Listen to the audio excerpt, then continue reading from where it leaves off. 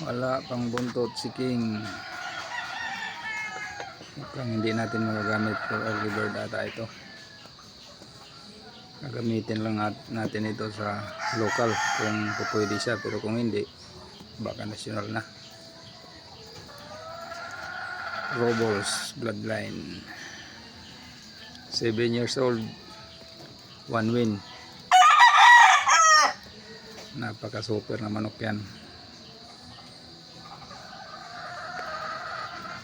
Kaya hindi ko na lang siya niglaban dahil mabait, hindi siya nanunuka. Nabayaan ko na lang siya naglahi na lang kasi yung mga lahi niya super din naman umalo at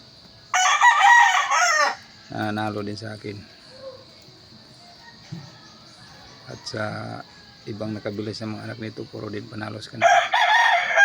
Pino-cross ko siya sa Boston at Gilmore.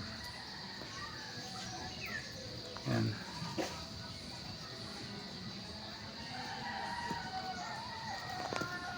Ito naman ang pangalawang broodcock.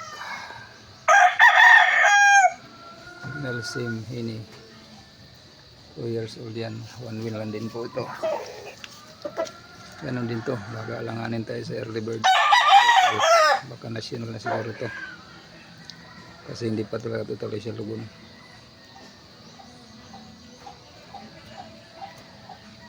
Kaya baka local siya magagamit. Ipapares natin siya sa SBR.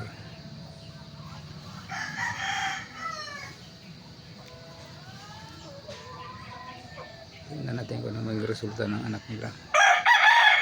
Dahil napakagaling po itong malo. Talagang napakalakas. Wala po siyang sugat ng nilaban ko.